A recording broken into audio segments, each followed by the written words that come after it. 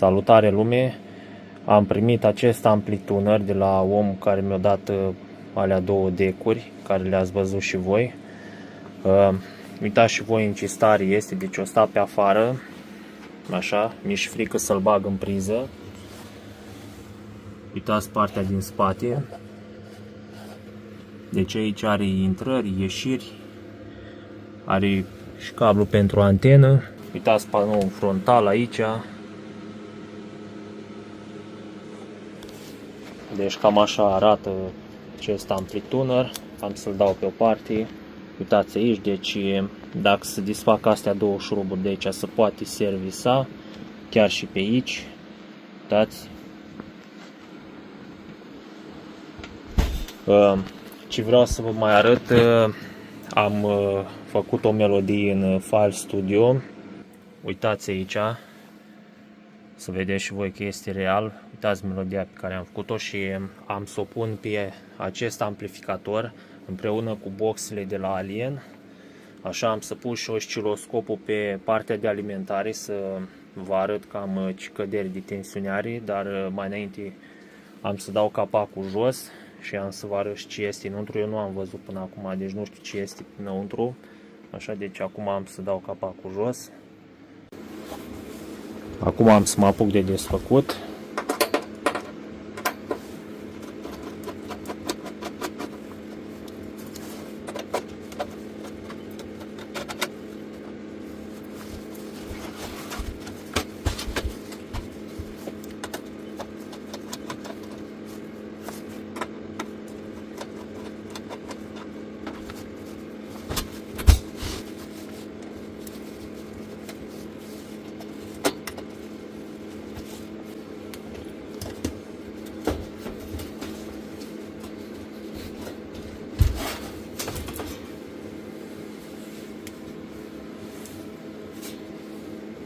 Uitați și voi capacul ăsta din partea din interior.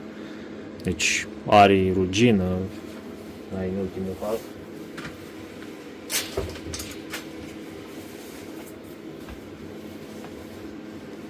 Uitați și voi aici cât praf s-a adunat în acest amplificator. Uitați și voi cum arată.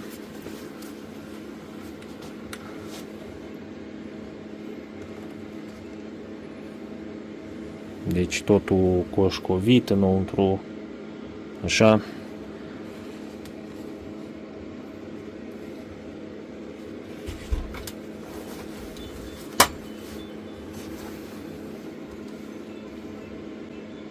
Uitați și finalii.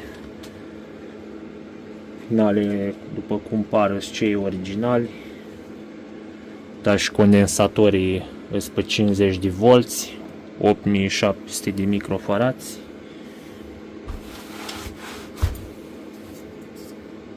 Aici e eticheta de la transformator. Acum, înainte să-l bag în priză, am să mă duc afară și am să-l suflu de praf, așa să curăț înăuntru. Acum, după ce l-am terminat de suflat cu aer, deci l-am suflat cu pistolul de aer. Așa, compresorul a fost încărcat cu 6 bari, de el a mers undeva cu vreo 4 bari, să spun așa. Uitați și voi ce a ieșit. Deci cam așa arată după ce a fost suflat de praf. Deci acum să vede ce scrie și pe tranzistori. Da. El așa merge curățat și mai bine, dar cu spumă chimică, cu apă, cu jet, cu astea. Deci acum, după ce l-am suflat, am să iau aparatul de măsură și am să măsor puntea de diode să văd dacă este sau nu este în regulă. Sunt curios să văd dacă e ceva în scurt circuit sau dacă nu.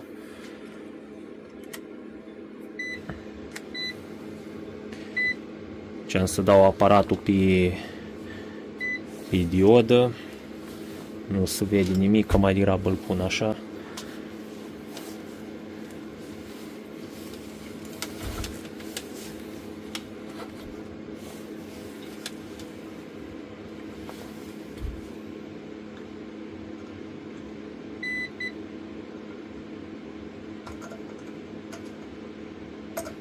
Așa nimic. Așa nimic. Aici nimic. Așa nimic.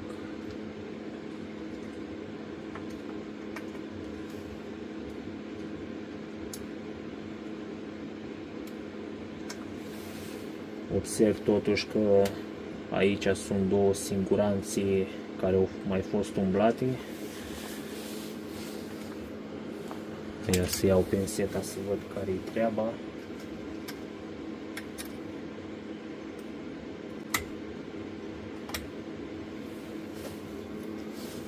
Uitați și voi aici, deci uitați și voi ce s-a făcut în acest amplificator. Așa. Am să o scos și pe aia altă.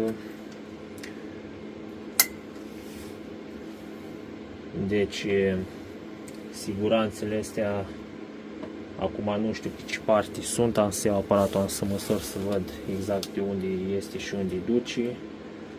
Totuși, după cum observ eu, duce în transformator, deci înfășurările din transformator pleacă pe fierele astea de aici, duce pe placă și bănuiesc că trece prin aceste două siguranțe și duce direct la puntea de diode. Acum dacă măsor între siguranțe, văd totuși că mi-arată valoarea asta. Dacă măsor invers, mi-arată așa. Dacă măsor una din ele cu carcasa, mi-arată așa. La fel.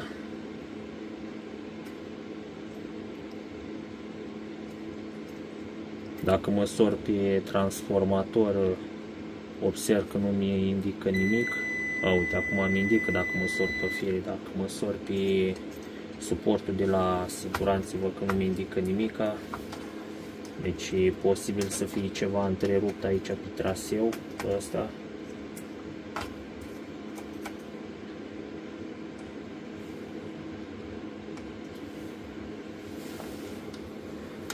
Acum am să întorc imediat să văd dacă pot să mă uit pe partea cealaltă.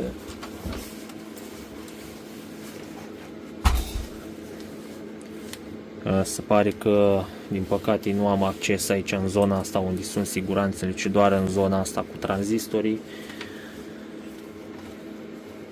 Totuși, la cum arată toată treaba asta,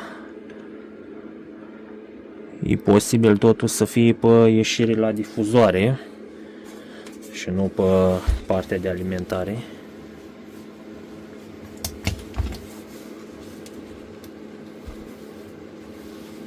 Să-mi pun eu o leacă, uite așa.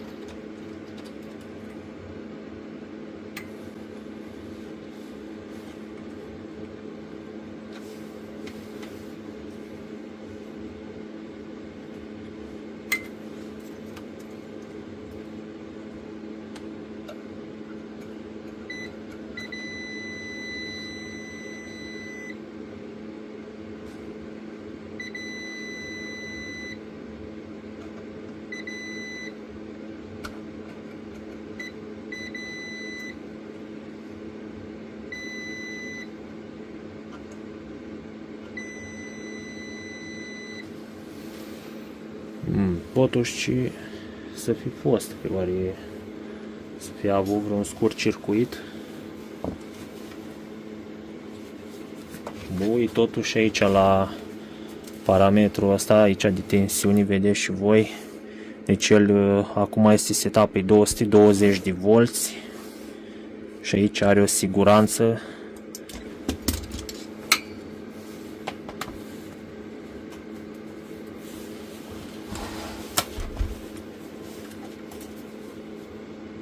Se pare că partea asta de aici cu siguranța e copt. Acum am să măsor aici să văd dacă siguranța este bună. Deci da, siguranța este bună. Acum e posibil să nu aibă o siguranță, ci o bucată de fier sau ceva de genul, nu știu. În prima fază am să caut alte două siguranțe din astea, așa, și am să le pun aici să văd ce se întâmplă.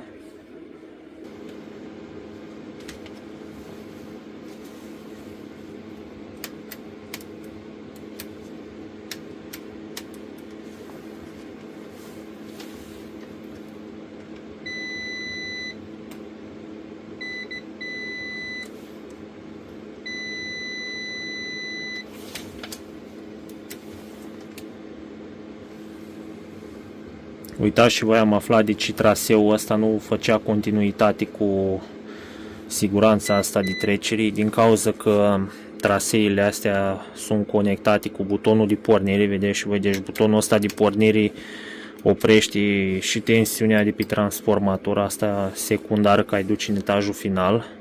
Cel mai probabil că e gândit într-așa fel încât partea asta de radio să rămână activată în funcționare, decât ca să nu consume etajul final. Deci totuși mă uit că astea două duce aici pe placă. Uitați și voi, firul de la 220 vine aici pe placă și de aici pleacă astea alte două firi care duce la transformator. Deci practic butonul de pornire oprește alimentarea pe etajul final și induce modulul ăsta de radio în stand-by încât să rămână display-ul aprins în continuare. Acum că știu treaba asta, am să îl întorc invers și am să-l bag în priză.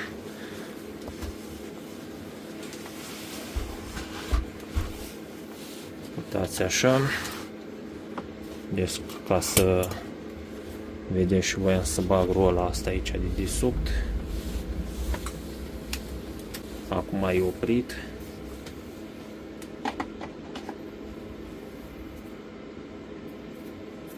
Deci l-am băgat în priză. Da, și voi s-o aprins beculețul la roșu.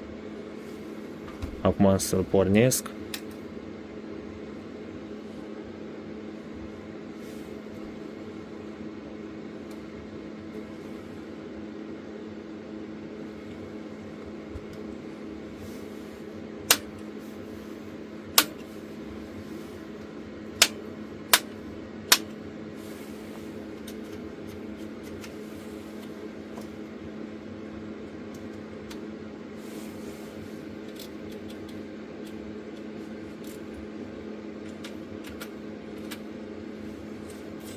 Da, și voi, display-ul nu funcționează.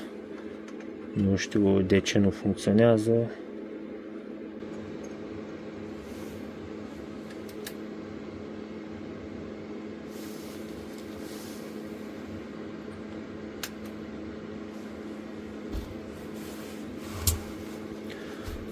Totuși, după cum observ, releul nu cuplează.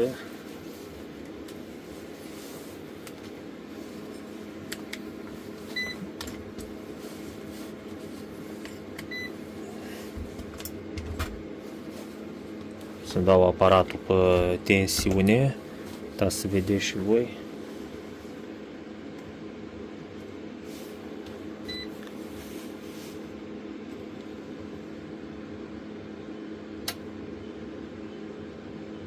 Deci acum o cuplare releu, trebuie numai să apăs puțin în placă, deci acum au decuplat iară. Problema este aici la siguranțe, că siguranțele astea nu fac contact cum trebuie. Și de asta releul nu cupla. Deci curentul alternativ, vedeți și voi, este de aproape 60 de volți între capete. Dacă măsor cu ground față de masă, uitați, are 29 pe o ramură și 29 pe cealaltă. Deci un curent alternativ. Acum că tot o cuplare releu, am să mai fac o verificare aici pe ieșire la box să văd dacă nu am curent continuu.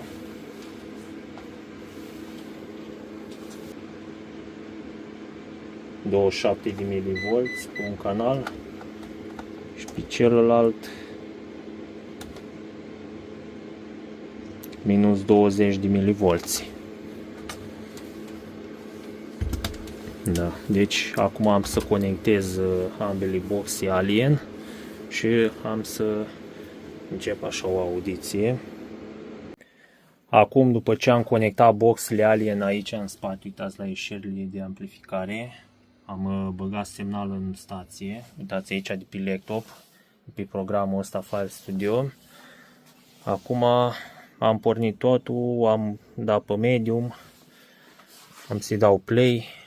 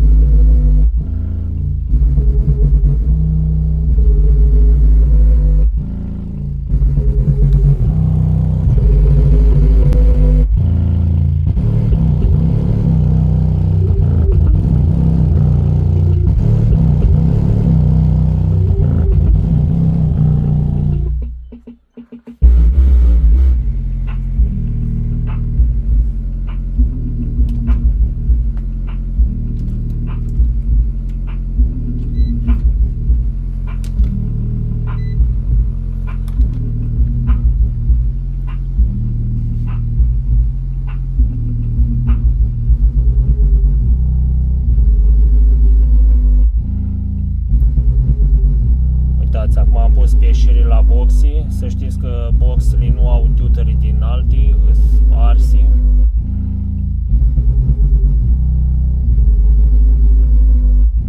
Deci are de aproape 30 de volți pe ieșire, curent alternativ. Tranzistori de 120 de W bucata, deci cam vreo 80 de W pe canal, dar nici 80 de W nu cred că are, mai puțin vreo 50 de W la tensiunea care este aici, nu mai mult. Acum dacă măsor tensiunea dintre capete, uitați tensiunea dintre capete, deci curentul alternativ nu scade mai mult de atâta, după cum vedeți. Deci transformatorul este ceea ce trebuie.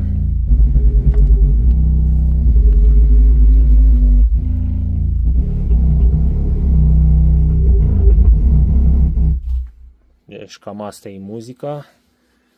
Deci ca temperatură radiatorul s-a început a încălzi. Să zic așa, cred că are vreo 30 de grade după mine. Alte piese pe aici. Din ce se mai vede, mai are aici niște siguranțe. Mă gândesc că e posibil să fie întreruptă alimentarea pe display și probabil de asta nu se aprinde. Dar trebuie să caut pe aici să văd mai exact. Puntea de diode e tot la fel, e călduț. Tranzistorii finale la fel ca radiatorul. Altceva. Acum am să scot depilectul și am să trec pe astea, am să pun osciloscopul pe ieșire cu rezistența de 4 ohm și intrarea pe frecvență sinusoidală, ca să vă arăt cam ce putere are amplificatorul ăsta, cam câți wați are el curați, ca să spun așa. Deci acum am să conectez toate astea. Deci acum, după ce am conectat osciloscopul la rezistență și generatorul de semnal la amplificator, așa, deci rezistența asta este de 4 ohmi, 200 de W, conectat pe un singur canal. Deci acum am pornit amplificatorul, am să-i dau start. Deci am setat frecvența la 1 kHz.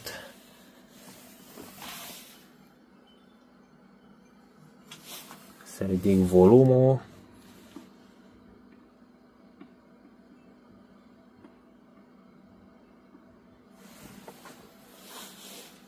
Acum ridic volumul. Am să dau volumul la maxim. Deci văd că cu un semnal de 100 de mV și volumul dat la maxim ajunge, uitați și voi, la tensiunea asta, la 20 ceva de volți. Și jos aici puteți vedea ce scrie. Deci 15 volți RMS.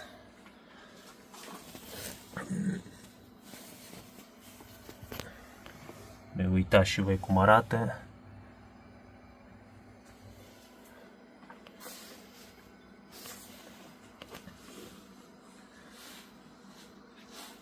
Am să ridic aici tensiunea pe intrare. Uitați și voi, am ajuns la 120 de mV. Uitați cum arată aici pe capete. Și dacă îl dau înapoi arată așa. Uitați, când îl dau mai tare începe să limiteze.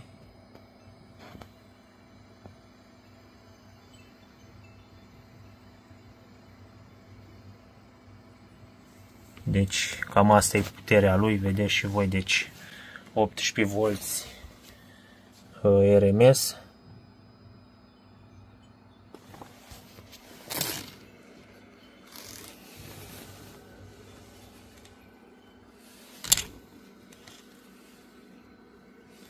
Totuși a început să miroasă a plastic încins.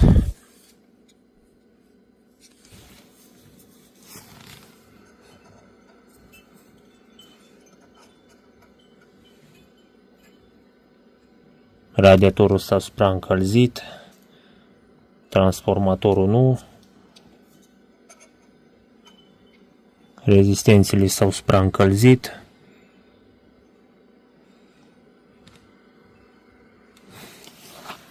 Deci dacă ar fi să-l dau înapoi la cât poate el, la ăștia 120 de mV, deci cam așa merge el. Deci a început să miroasă de la PCB-ul. Radiatorul cred că undeva la vreo 50 de grade. Puntea de diode, deci nu poți ține degetul pe puntea de diode, cred că are peste 60 de grade.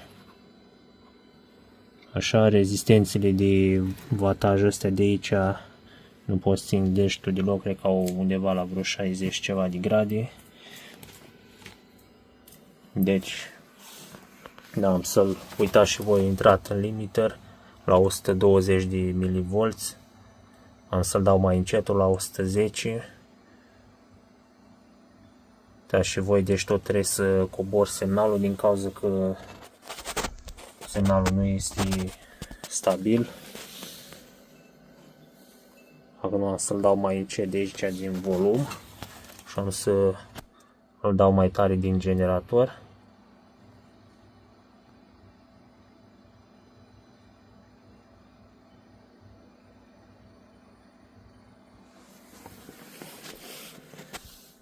Deci cam